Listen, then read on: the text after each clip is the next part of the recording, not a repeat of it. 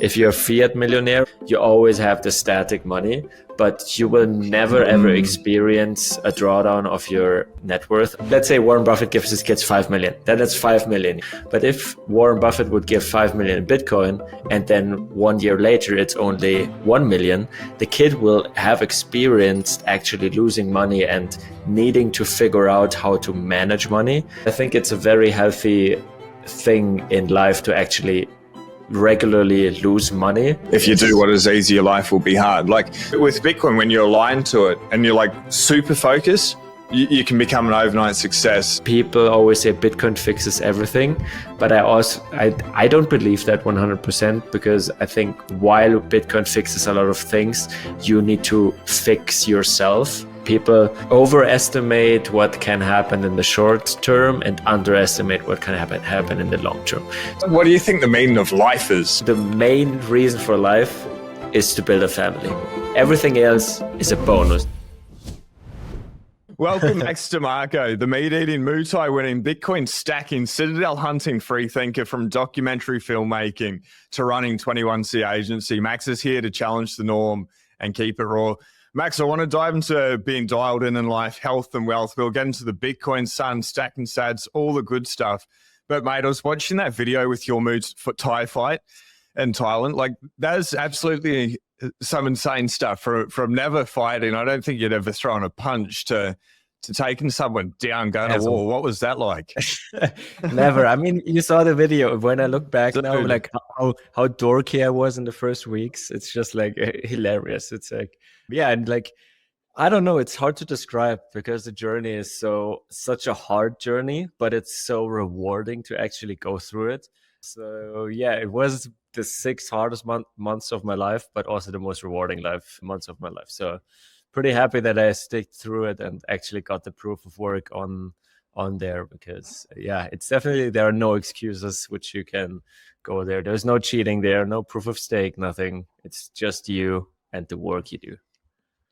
What was your life like there? So were you like training and you go out and party, or like how was your day to day? So from like, because if I'm correct, you'd never done any boxing or anything, okay? Nothing.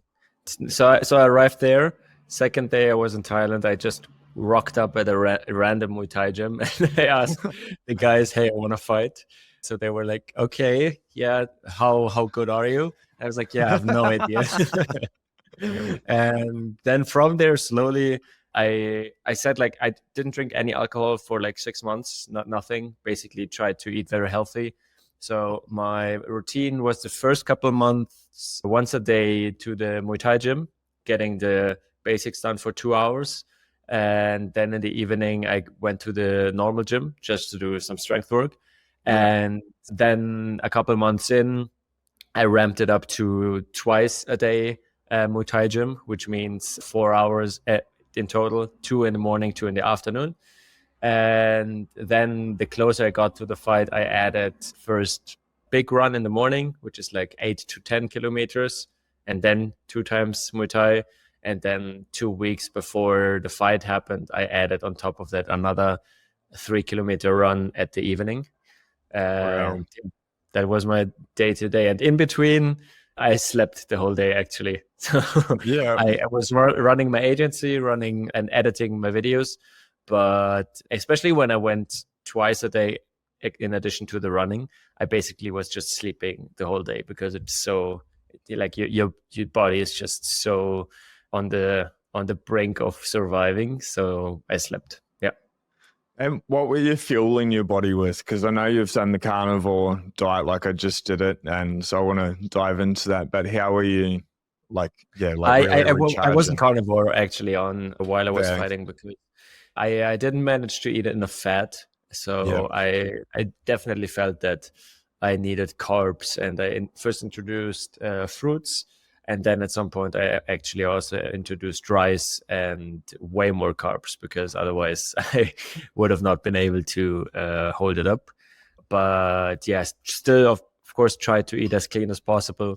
In the beginning, I ate a lot of Thai food, but it had so many seed oils. And then I tried to cut it. But yeah, I eat a lot of beef, a lot of eggs, and still animal-based, additional to the carbs which I introduced. Yeah. Is that your diet now? Like with, yeah, that's me as well. But that I watched the video where you did the carnivore diet for 100 days and probably finished doing it. I did it for 30 days, actually, to be honest, 2 months ago. But since then, like, I only eat twice a week. And so it's 14 meals a week, and 12 of them Wait, are steak and eggs. you eat twice a week? No, twice a day. Okay. I was like, holy shit. Oh, man. No. Hey, have you done any fasting, like any extended periods of fasting? Yeah, I did like just 24 hours. That's like what I did, but I tried and I'm getting back into intermittent fasting. So I want to actually skip dinner. So this is because I skipped breakfast for a time, but I feel like for me it's better to skip dinner because I sleep better. And I kind of like, I like to have, the food when I wake up. So you probably don't eat breakfast, I'm assuming, right? Yeah, I don't eat breakfast, but I only eat within a 5 to 6 hour window. So I eat my like first meal at about 11:30, and then have dinner around 4:30, 5 o'clock, maybe 5:30 in general. And did it change anything for you? I just feel sharper and like a little bit more driven in the morning, and I can focus a whole lot more. Whereas if I eat, well, number one, it takes up time. And it's nice just to like be able to get straight into do a podcast or jump on, do the news, and then go to the gym and then do a couple of emails first, and then like get into a couple of things before I have the first email. Like it's nice to get the quick things out of the way. Yeah. But does it change anything? I don't know. I've done it for so long. It's hard to know a time before. It's convenient. It's it's easy. But I definitely know, like, because we eat so early in the afternoon and have dinner, it takes quite a long time for our body to digest the food. And we're not going to go like into a deep sleep till we've like digested that food. Talking about the sleep, do you still sleep on the floor? I do it. Yes, I do it. I don't do it every night. So I would say right now it's 80 to 90% of the nights. So because I'm traveling so much, like especially the last 2 weeks, I didn't do it that much. But now here back in where I'm staying a little bit longer, I can set it up properly. And so it's something which I feel like you don't have to do as strict as the carnivore diet, for example, because it's not that, like, once you actually learned how to sleep on the floor, then you're able to also have days off, and it's not like you need to relearn it or your body is like out of it completely. So there's way more leeway doing that, and so I do this as well. Like 80% of the time I'm sitting on the floor. Yeah. Why? Like, why sleep on the floor? What do you get out of it? So there are a couple of things. So first of all, my back just feels so much healthier when doing that, in a sense, because when you're sleeping on a hard surface, your body needs to learn to naturally release all of the tension, which in a bed you can bring into the mattress, because the mattress will adjust based on how you're lying on it. On the floor, nothing will adjust, and your body therefore adjusts to the hard surface. And it's a weird thing. It's almost like a massage effect that you have for 8 hours straight. And that's one of them. Then the other one is that I fall asleep quicker, because my body now knows once it's hitting the floor that, okay, it's sleeping time. It's just something where I feel like over the time I got more comfortable, and now I do it for like, 7 months or 8 months already. So I got, my body got accustomed to it. And then also with traveling, if I have like, if I'm in a hotel or in a bad Airbnb, the chances to get a super soft mattress is very high. And like now, having been sleeping on the floor for so long, when I go to a mattress, it's almost like my body immediately tells me or rejects it and says the next morning, this is not good to you. So that's why, like, when I'm traveling and there's hard mattresses, which, for example, for the last 2 weeks I had, I still go onto the mattress, but I still prefer to just take a blanket or something, go on the floor, and that's basically the easiest way to do it. Do you reckon it like change your posture and stuff? Because like I haven't done it, but I can imagine if you're laying on this hard surface, your body's straightening out, and if you Mm. fall asleep intentionally like a lion, which is what I try to do in a Yeah. very soft bed, as the softest bed I've ever laid in. So it's like the I direct opposite. But like what are you finding? Is that what's there's happening? no way to verify it, but I would say from just my feeling, yes.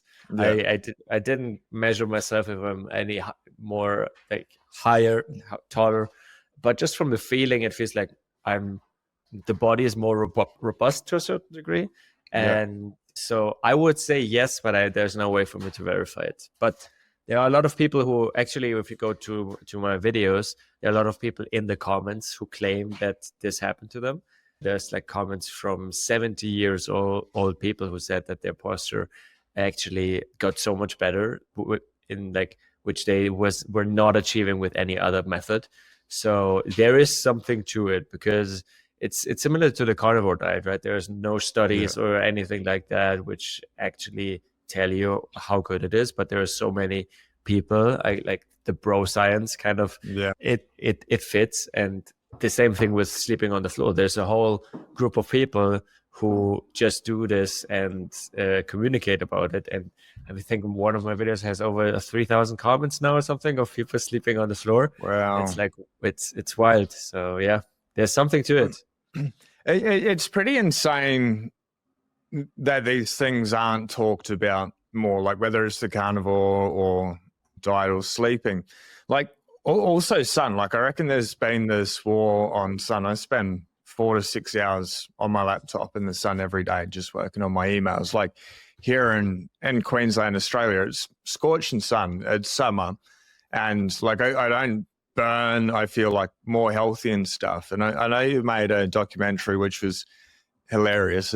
As man, I remember I watched it like ages and ages ago. It was incredibly funny with Stephen Lumpkin.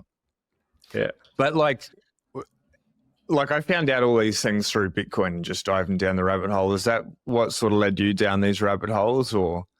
yeah, like my life changed with the discovery of Bitcoin, and as well as just figuring out how I want to live a healthier life, and ultimately, yeah, become a better person of myself. Like on a lot of my videos and are also about the personal development of figuring things out which I didn't know before. So it very much tracks the questions or challenges which I have in my life, and I just share them.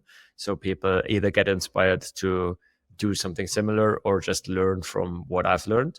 And Bitcoin kind of dove me or got me into this rabbit hole of health, because before that I didn't give that much effort on trying to be healthy. And it's still something where like I still need to figure out a lot of things, like, and that's what now the new podcast is also about, where it's like me trying to figure out all of those different rabbit holes, where I talk to experts who actually can teach me, because I'm nowhere near an expert. I never learned anything about health. It's just my curiosity. And yeah, it's all because of Bitcoin, because it was like, how do I live a better life to ultimately build a healthy family, have a healthy life, not die because of some bullshit I do. Sorry, I swore, but It's all good, man. Yeah. Yeah. So yeah, Bitcoin was the ultimate push down the rabbit hole. It's pretty fucking crazy. We can use profanity. It's so exciting. But how was it that Bitcoin changed your mindset? Like it's really just like this magic internet money. But I think it is this magic internet money. Like it's insane. It's number go up technology. It's freedom technology. Like how is it even possible that so many people start looking at Bitcoin, but like really start studying it and their whole lives change? They're going down. They're like just eating meat for 100 days, like eating predominantly meat, sunning their nuts, winning Muay Thai fights. Like how is Bitcoin doing this? Like what was your experience? How did that mindset happen? Do you remember? Yeah, I think for me, it was ultimately that I had something to work towards in the future, where like before that, the Fiat mentality was, yeah, how do I game the system? How do I get the best effort now, but not focusing too much on the future? And with discovering Bitcoin, I got this long-term perspective on life, where it's just like, sometimes just need way more time. Like a Muay Thai fight, you don't just learn it within 2 months. No, it might even take 6 months, but it's gonna be worth it, because if you put in the work, the rewards, as I said before, are gonna be so much higher. So it's when you have money which you can save reliably for the future, I think then you can actively think about also reliably about the future. And with this, all of those changes come into play, which are health, family, actually how you would like inheritance, what purpose in life do you want to follow. And I think that's why this magic internet money, which is basically just limited in supply, has this whole impact, because it shifts the perspective of your whole life. And this is what I experienced. And I think, I don't know how it was for you, but a lot of people I talked to experienced something similar. So I think it's pretty much the outlook for the future, that you also see that you can actually make the future a better place by actively working towards a better future. I think a combination of all of those factors. Yeah, like very similar to me. And like, I always felt like something was off, that the system was broken or it wasn't quite right.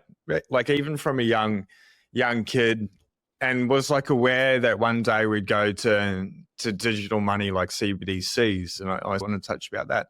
But there's never like any real like answer to that problem, or like you could see things were off. But until Bitcoin came along for me, and it was just something that is the closest thing to truth that we have, I guess, apart from maybe nature and the sun here on planet Earth.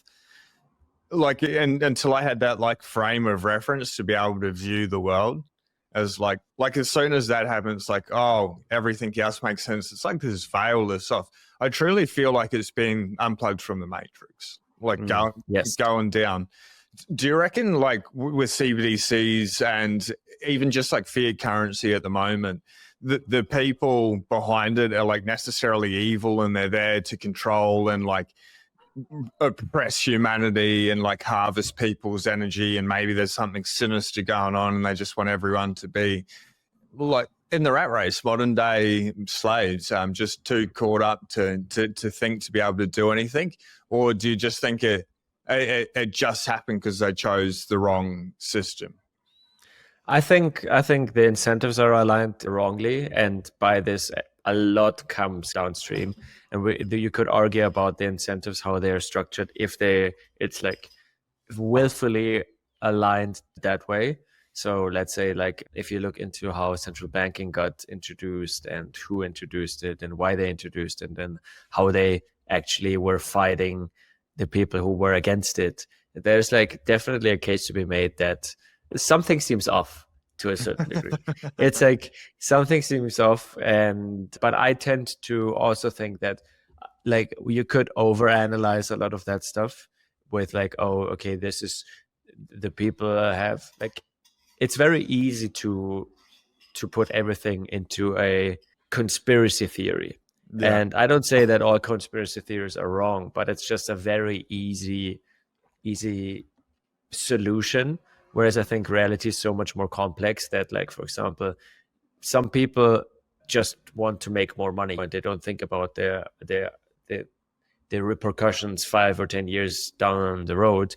And then it's so much easier to just say, okay, they had this malintent, whereas maybe they just wanted to make money, which is also morally questionable. But so I think reality is just so much more complex that a lot of people tend to describe it to. So, but having said that, if you dive down some of the rabbit holes, it's like, dude, what is this? Oh man. So, yeah, there's some pretty bloody interesting coincidences that have happened throughout history, and that continue to it's pretty amazing. You see it and you're like, okay, cool, that's the game they're playing. You can see it clearly enough. Can I do anything about it? Yes or no? No, I can't. Can I improve my own life? Yes. Can I align with truth? Yes. And then be like, cool. Like you play that stupid game. Like, what are your thoughts about like Bitcoin and this parallel ecosystem? Because like for me, whether it's by design, it's evil, they're trying to control, or the system's just broken. That's like one path history's on and has been on for a while. But we've got like Bitcoin now over the last 16 years, and like people are starting to wake up. It's like the price this morning is 96,000 whatever dollars. One Bitcoin's one Bitcoin. That's cool. But like it's at $96,000. Like it's nearly $100,000, this magic internet money, crazy stuff. It feels like there's like this parallel path that we can go in. Like I think that the money, the fiat value is just marketing, built in marketing. Yes, it allows us to store our value, but mindset changes. How's this reality play out? Like the Bitcoin reality? What's like looking in? We have no idea what the future could be. We don't know if tomorrow will be here, the sun will rise. But say like you were to look into the future and you can see like fiat destruction. We're here. We know what it's like. Inflation, everything's bloody harder. What's the Bitcoin life look like, or how is it? I don't even think that we need to look into the future, because if I look at all of my Bitcoin friends, their life. Oh, am I still here? If you can hear me, you're a robot. It should. Oh, how's that? Yeah, you're back. Yeah, back. Nice. I don't think that we even need to look that far into the future, because if I compare all my Bitcoin friends to my non-Bitcoin friends who were like fighting getting into Bitcoin, or like we're like, oh, this is a scam. All the Bitcoiners live a substantial, healthier and better life than all of my fiat friends. Even if like fiat friends earn more money or have a better job, therefore the amount, or if I compare the happiness, the purposefulness of all of those cohorts, I can already see today that the Bitcoiners have such a bigger drive to actually make the world a better place. And the other side, as you say, is a dystopian way of just being part of the system, and you can't do anything in the system, and you're just trapped in there. And so I think it's just going to accelerate even more that like the longer you stay in the bad system, the worse it's gonna you feel for you. And the pain for a lot of people needs to increase so much more until they're looking into the other system. But once you are in the other system, I think it happens pretty quickly. Like in the grand scheme of things, 4 years is actually pretty quick, right? If you're like one cycle in, the chances that you're living a better life are very, very high. Like I don't think I ever met a Bitcoiner who was one cycle in and said that his life is worse than 4 years ago. So I think we are living that reality already. And I actually posted today a post on Twitter where it was that like most people always overestimate what future achievements will give them, but underestimate in what good situation and just appreciating the moment right now is, how good this one is. And I think the same fallacy is happening within Bitcoin, where it's always like, oh yeah, when Bitcoin is 1 million, my life's going to be so much better and so on. But 4 years ago, 100K was so far away, and everybody was like, oh my God, if we had 100K. And I think it's a mental change which everybody needs to actively work towards too, because you can also just be now at 100K and live the same miserable life with looking at, okay, if it's going to be 1 million, my life's going to be better. So I think that's why a lot of people always say Bitcoin fixes everything. But I don't believe that 100%, because I think while Bitcoin fixes a lot of things, you need to fix yourself, and Bitcoin might be able to fix you. Because for me, for example, it led me into those different rabbit holes, and I'm aware about so much more things than I was before, but it was still an active process which the person or the Bitcoiner needs to actively initiate and go through. And this is, I think, the most powerful thing. If you actively like taking responsibility, that's the one thing that Bitcoin teaches you. And if you are able to do this for your life as well, then like you are actively living in this better future today already. And I don't think we need to talk about in 4 years. And same with the dystopian world. Like if you have all your money, and like, what was it? The Joe Rogan podcast talked about how many of those startup CEOs, 30, I think, 30, were debanked. Yeah. It's happening in front of our eyes. It's like reality already. Man, it's so crazy. And I say the same thing here on the channel is when people stick around for 4 years, their whole life changes. Like for me, I've got a couple of reasons. Number one, it happened for me. So like my own proof of work, but it didn't happen for number go up. Like my life's got an extraordinary, like exceptionally better. And I don't sell the Bitcoin. Like I just keep stacking Bitcoin. Like the number's gone up, but it's like the journey, the proof of work that it puts you down, like in all those rabbit holes. But I think when someone with fighting, like fighting, like fighting. I never thought about fighting before Bitcoin, and it was just like this taking Craziness. responsibility. Exactly, it was just like, what's the hardest thing I could do in my life? Okay, stepping in a Muay Thai ring by never having thrown a punch before. It was like, can I actually do this? And it's like Bitcoin led me there because it was like responsibility. Also for my family, I want to know if something happens in the future. Yeah. Like I'm German. I will never own a gun. Like I need to same here in Australia. Yeah. So this is what I say. Like all of those decisions are downstream from, as you say, taking responsibility of your life. Like it's pretty incredible that through this journey, I think it's because of the 4-year cycles with. They may be broken or whatever, but Bitcoin is going to go up, down, and sideways. And if it's on an exchange, we keep hearing like people lose it. So then people are like, oh, how do I protect this thing? Oh, like I need to put it into cold storage, hardware wallet. Shout out to the Bitcoin Way. If you need any help, there's a link at the top of the description. But like when people are doing that, it can be like a little bit nerve-wracking. You lose your keys, gone. Bitcoin gone forever. And it's happened like over and over again. So that's like one thing where people really need to dial in. And then like one thing real quick, I think this was the smoothest ad integration I've ever heard. Dude, like I am so proud to mention the Bitcoin Way. They like Tony's one of my favorite people. He's just a cybersecurity expert.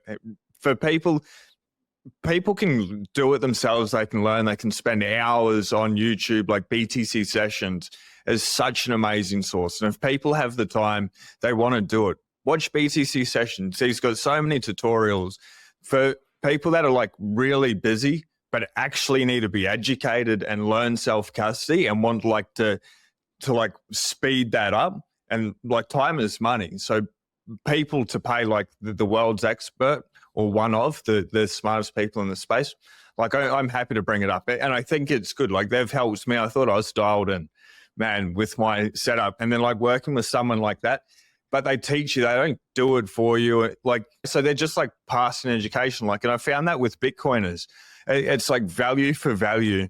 But even for yourself, like when we like go down this path, we want to share it for like, just because it's better, like it's better for everyone. Their wealth goes up over time, like with the 4-year cycles. So another thing, like people can, thanks Bitcoin ad, Bitcoin Way down the bottom. But now you got me off track with the 4-year cycles. So they're like learning to take into self-custody in one way or another.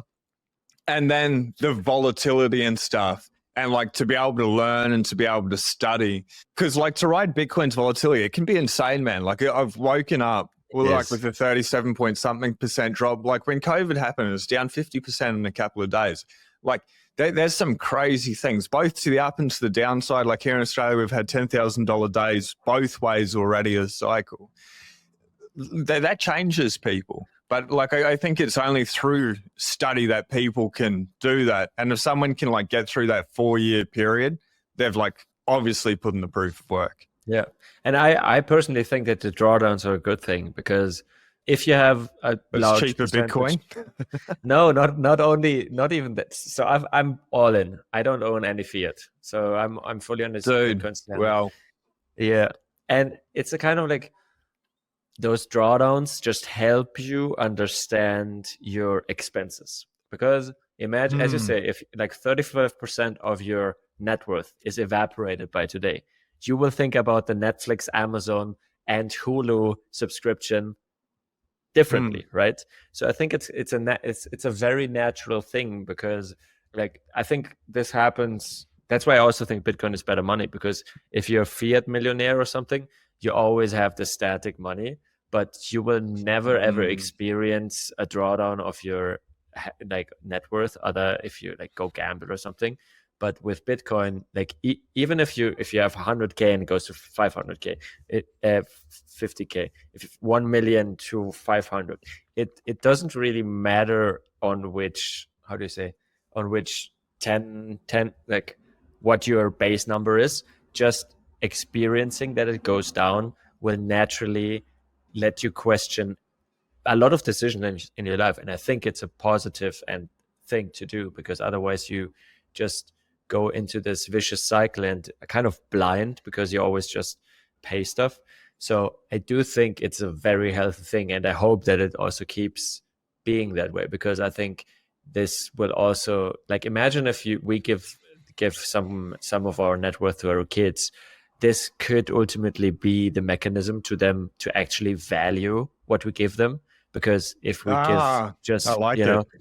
Yeah, if it's just 5 million, which you like Warren Buffett or something, I think he gave his, I don't know, but let's say Warren Buffett gives his kids 5 million, then it's 5 million, and they when they spend it. But if Warren Buffett would give 5 million in Bitcoin, and then 1 year later it's only 1 million, the kid will have experienced actually losing money and needing to figure out how to manage money. And as you say, also study Bitcoin, what it is and so on. But I think it's a very healthy thing in life to actually regularly lose money. So I think it's a good thing. Yeah, like when I first got in, I wrote the percentage up and down like every single day, in both fiat and percentage wise, just to like psychologically get used to the volatility. And so now, like while Bitcoin, the fiat dollars get bigger, the percentage has actually gotten smaller. And I think over time it'll get smaller, but like it'll still happen. And it's pretty interesting you said that. Like I could see where your head was going. Like we hear all the time, I didn't inherit like generational wealth, like where people are just given, like the Rockefellers, they're the only ones that have done really well, but they're just given generational wealth, and then they turn into spoil sports and stuff. Because there's a saying that like I live by: when you do what is hard, your life will be easy. If you do what is easy, your life will be hard. Like, so they're just getting like the easy thing handed to them. But like if you're giving Bitcoin's like, yes, it's the hardest made, but it's still volatile. So then they need to learn to deal with their emotions. They need to learn to understand it. So they actually need to put in the proof work, or it's just going to get taken away from them. Exactly. That's like another level to generational wealth with Bitcoin, because it's like it can last forever as long as there's computers hashing the network. Yeah, and that's the part. Like that's why I think a lot of people escape velocity and so on. Yeah, it's gonna happen at some point, but like as you say, life is not static either. And why should our money be actually static? Like I think this is maybe just a projection we take from fiat money onto Bitcoin. Like I don't think it's a bad thing that it's going. Like what if the cycle is getting smaller? But I'm okay with having cycles for the rest of Bitcoin's history, because I think it will teach. It's resembling life a lot. We have seasons in almost every country around the world. So yeah, no, I like it. It's very much in the flow. So you've got an agency, 21C agency, helping podcasters. Like just before even we dive into that, your documentaries, man, I watch them like, holy shit, they are so good. Your editing, do you edit them? Is that you? I edit everything myself. Yes, sir. You are so good. It's like, thank you, man. It is the hardest thing. I am so bad at it. I just need to send it off, and I'm going to talk to you early next year after Christmas. Please, man. Oh, but like incredible. Just like how the hell do you even learn to do that? How's it possible? It's like wizardry, man. Yeah, dude, I actually taught everything myself. I never took a course or anything. It was just me spending hours in there and trying to learn it. It was like, that's why I think also that's a thing which makes my editing different, because I never learned it. Which just I needed to develop my own style. So it's like outside the box. Exactly. Like, this is how you do it. You're like, no, fuck it. I'm just going to make my own way. I'll teach you. Yeah, and my co-founder Theo, He's also an editor, and he's, for example, always making fun of me because he's like, "Oh yeah, this is Max Demarco style. You don't give a fuck about it." But somehow it Oh, works for my uh, style, oh, dude, and it's so cool. yeah. So yeah, it's again proof of work. It was during COVID I learned it. So I'm not an editor for a long time. I started to really learn how to edit videos during COVID, and just did it 8 hours every day. Like the age that we live in, I spent like just 6 to 8 hours a day talking with Chat GPT and then like a couple of YouTube videos to be able to build a training site and like an online course and stuff for what we're doing outside of Bitcoin. And it's just amazing that like what would have taken me 2.5 years before Chat GPT or like these like newer tools. It took me, or like really it took 6 weeks and it was like 4 months to like really dial it in. But just like sitting there, it just like rapidly escalates. And it's insane. The return on investment and time for cash, it's like and so many people like when they're trying to ban ChatGPT at schools and stuff because kids are cheating. Like, no, this is the coolest tool. It's technology. We're in a technological age. Don't ban it. Teach them to use it at the right place, the right time.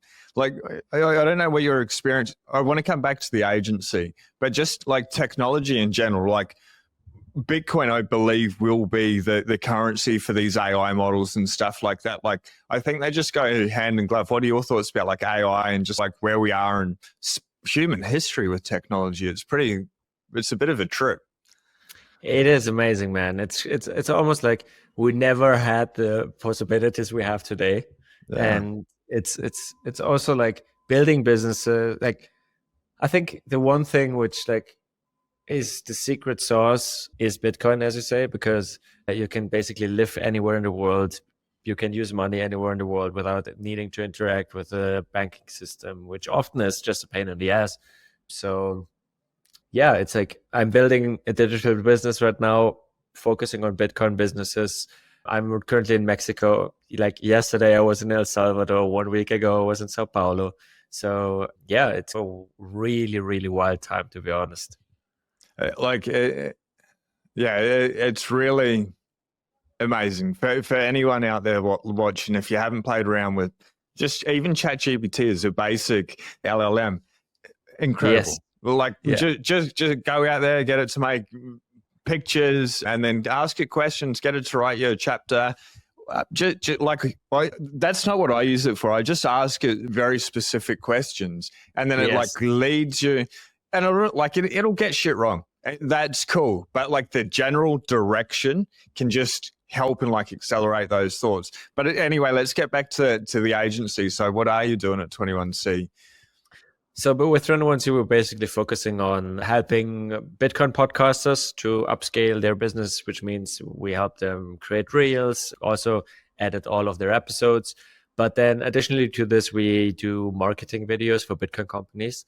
So I've been behind a lot of different Bitcoin brands. If you go to 21cstudios.com, you basically see a lot of very familiar brands where I've been in the background just editing stuff. So now we're opening it up for any Bitcoin business who's interested and wants to actually make higher quality videos.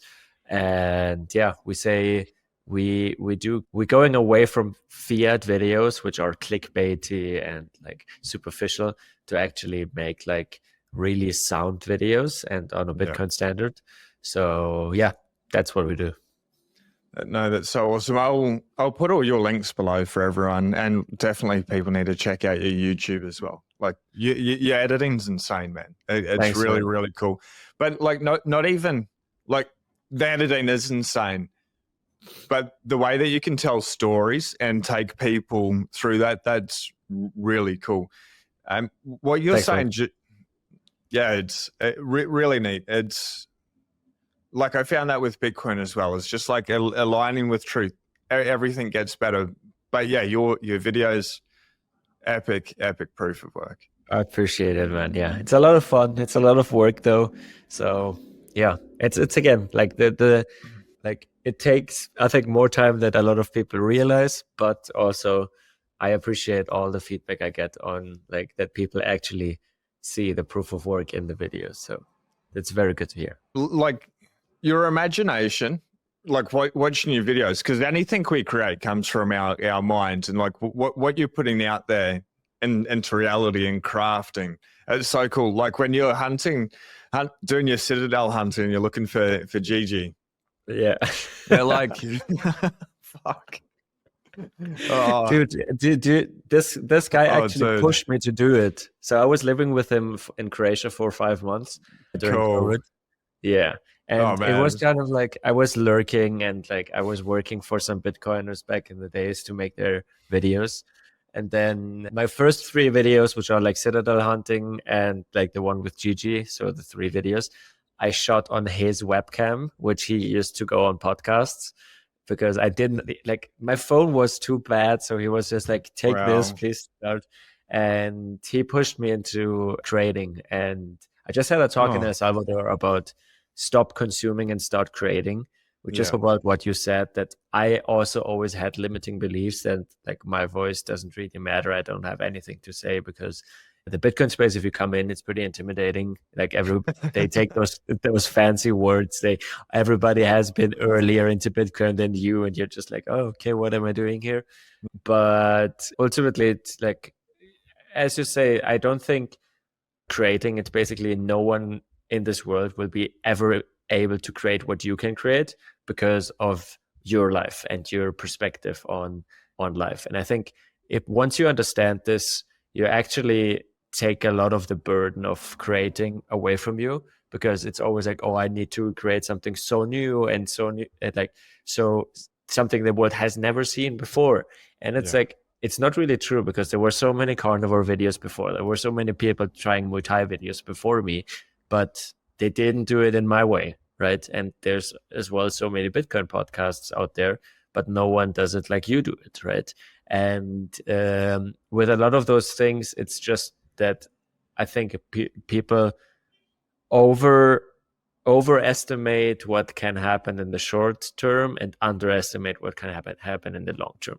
So a lot of people think if they start a Bitcoin podcast, within the first 6 months, they will have 1 million of followers. But if you look at the big podcasts like Theo Von, Joe Rogan, Kill Tony, all of them have been doing this for 15 years. That's like being the Bitcoin OG, with actually talking to Satoshi, and from there, every single week, showing up, making 2 to 3 podcasts. And it's like, I think a lot of people miss this when it comes to creating, because there is this tendency to just see the result on Instagram, but not seeing the work that goes into this. So that's why I think, everybody in this world is a creator, if it's being business, if it's being videos or podcasts, but you just need to put in the work. It's simple, but not easy. Yeah, I like that. It's simple, but not easy.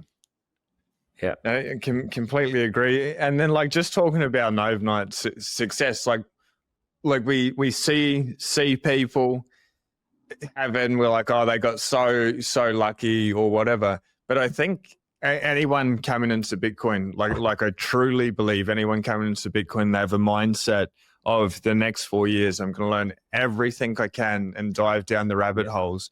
Like, just choosing to make that one thought as an internal belief, then everything else happens, because going down that focused, intense study to understand will lead you down all these rabbit holes of don't trust, verify, whether it's like Muay Thai fight or dialing in your health or like your spiritual wealth or whatever.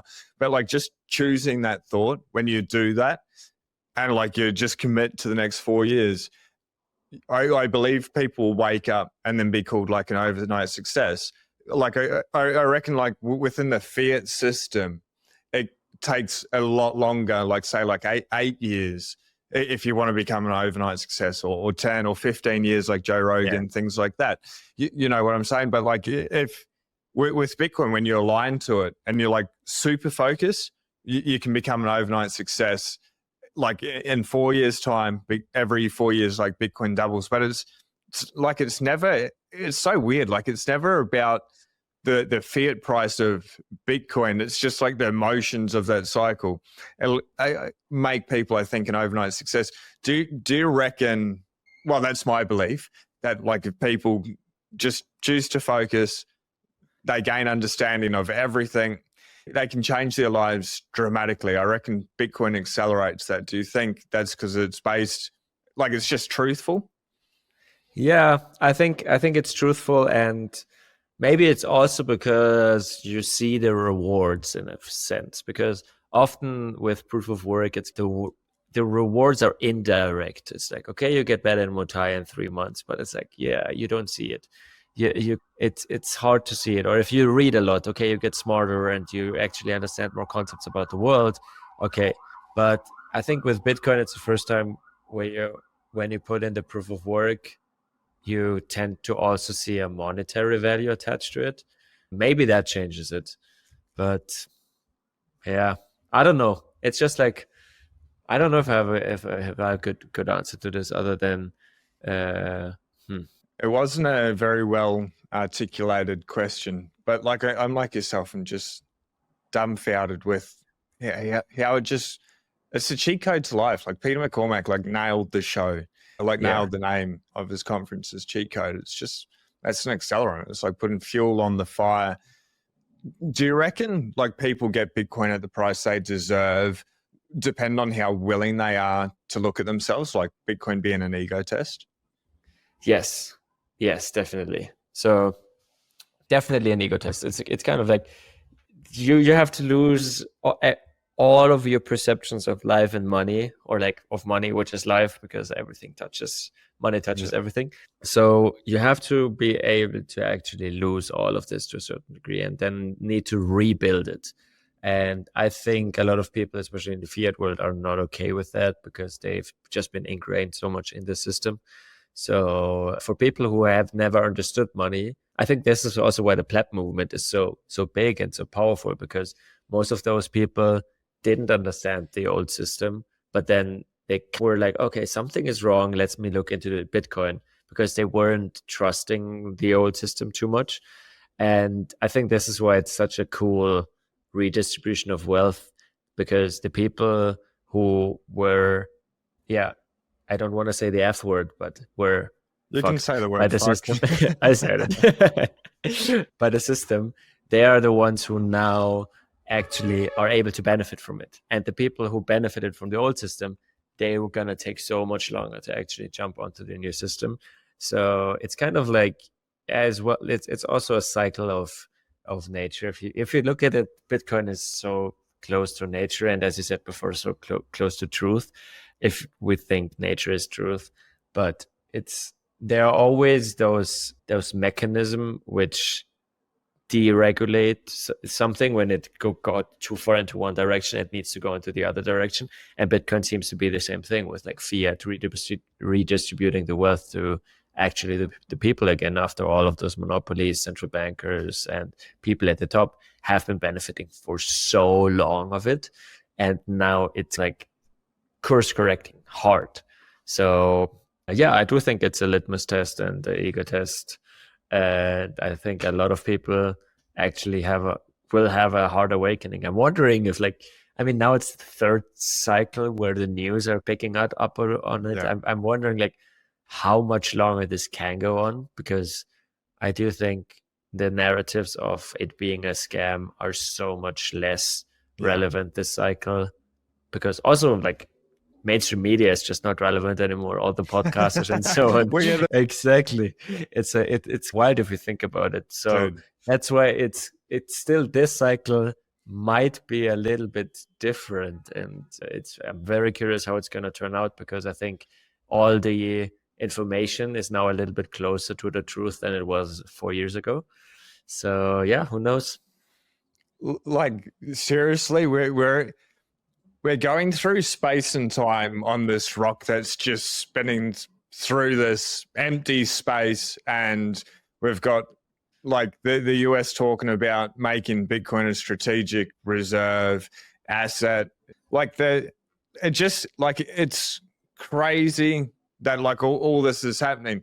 Do you think deeper, like what's the point of all this? Like, why are we spinning through space and time? And there's like fiat currency, which is based on distortion, and then we've got this Bitcoin, and it's like, I don't know, there's this good versus bad going on, or a galactic fight of evil and the greater good, God versus the devil. Like, do you go down those rabbit holes? Like, what do you think the meaning of life is?